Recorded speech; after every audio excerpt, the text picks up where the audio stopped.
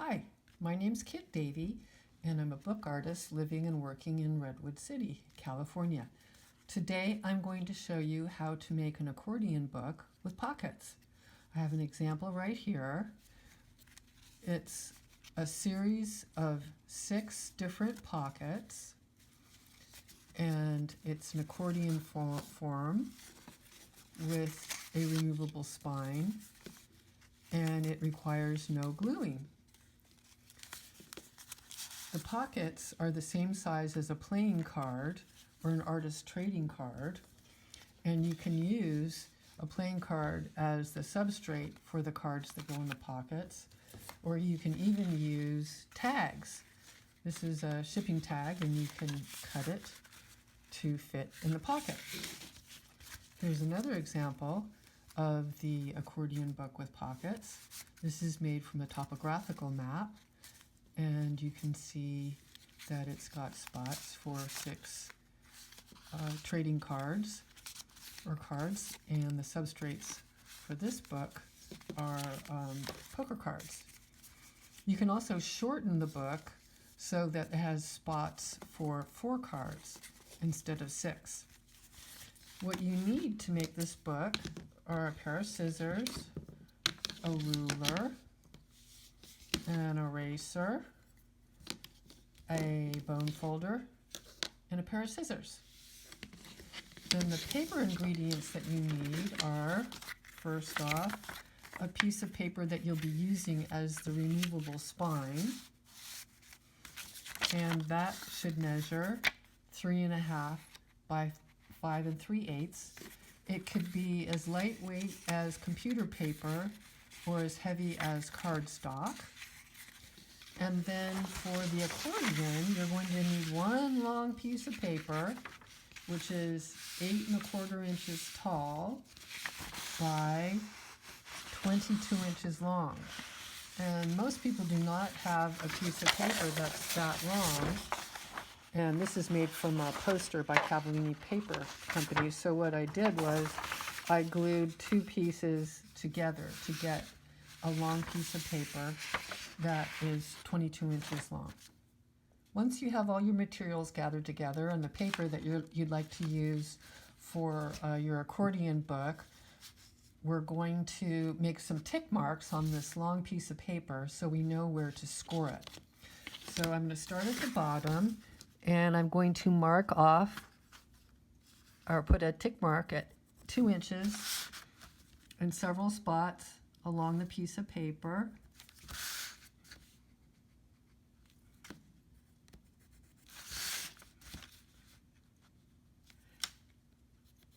And then I'm going to use my bone folder.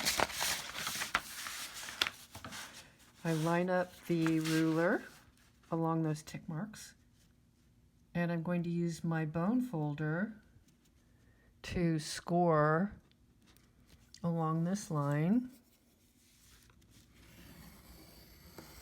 I'll do the rest offline.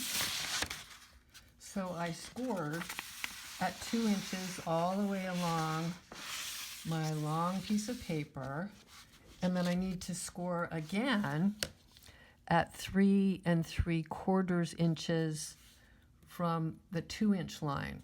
So I'm going to measure up 3 3/4 and put a little tick mark and do that all the way across the paper so I know where I need to score again. So the distance between this line and where I'm putting the tick mark is 3 3/4 inches.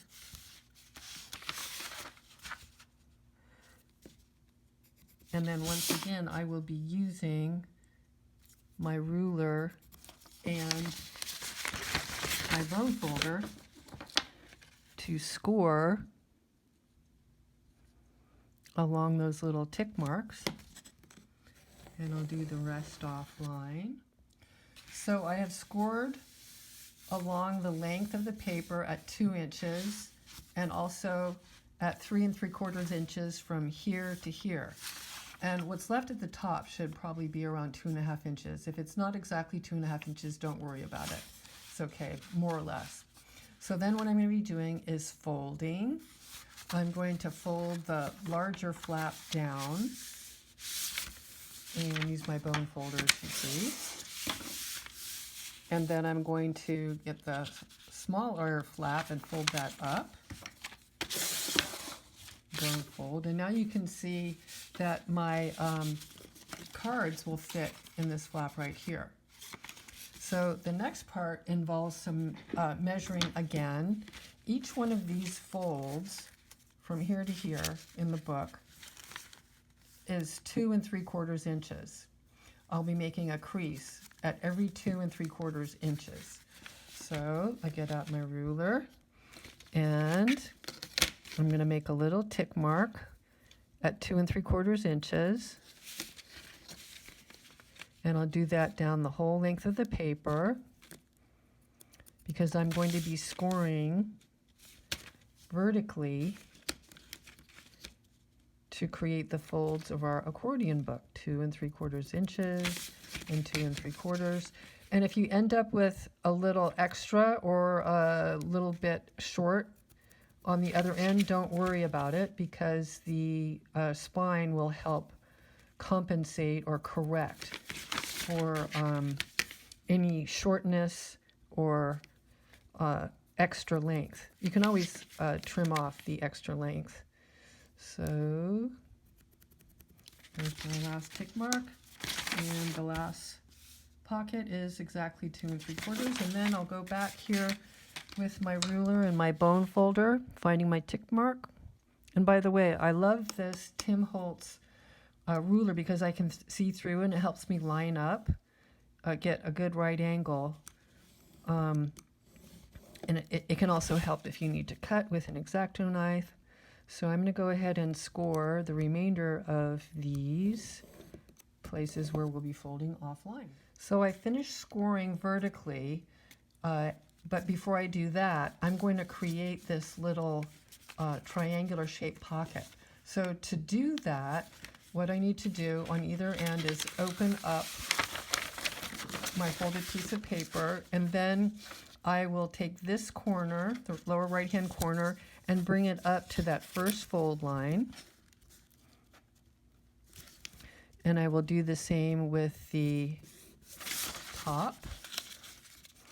And you can see that the triangles are not the same shape, and that is because this distance right here is 2 inches and this distance right here is 2.5. So they're going to be different shaped triangles.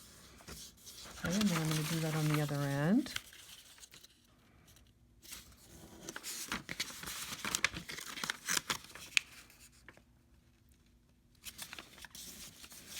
Okay, and then I'm going to fold my long piece of paper back up again, and you can see where that first triangle or that slot for the spine will go. And since I can see this number right here, I'm going to go ahead and erase that. Even though it's going to be hidden, when you pull the spine out, you'll see it. Okay, so now what I'm going to do is start folding. And the first fold of the accordion book is folding away. Okay, so I'm going to fold it away from me.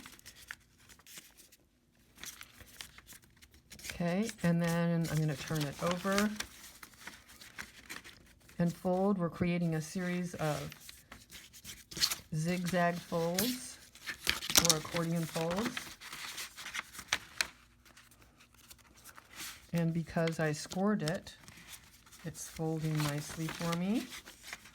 And I'll finish the rest of those folds offline.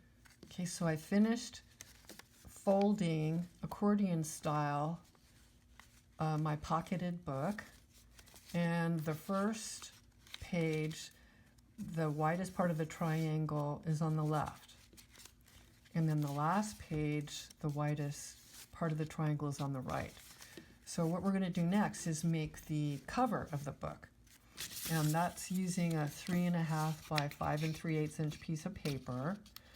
And to gauge how wide the folded spine should be, I'm just going to take a look at the folds here, and I'm holding it, I'm not pinching it. See, if I pinched it, the spine would be too narrow. If I let it loose, the spine would be too large. So I'm just kind of holding it And it looks like a spine that's around 3/8 of an inch would be a good width.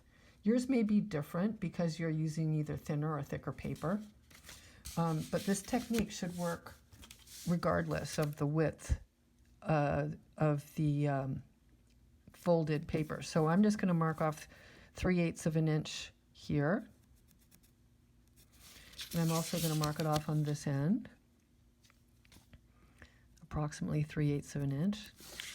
And then I'm going to bring this end here up to that tick mark. Spin it around and bring this end up to that tick mark. And we should now have a spine that is the perfect width to fit around my folded stack. So I'm just going to slip it in here.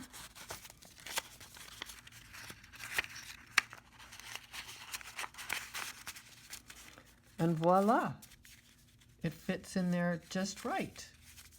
So let's see. Yeah. So that is how you make an accordion book with pockets. And one of the cool things too is that the book can come completely folded. If you didn't want it to open up like that, you could put a little bit of glue right here and here and glue in the spine to keep the book closed. And you could also experiment with, let's say your book was completely, the accordion part was solid, a solid paper. You could do a pattern paper here or the reverse. And papers that work well with this are wrapping paper that doesn't have directionality, or even recycled wrapping paper that they use in packaging.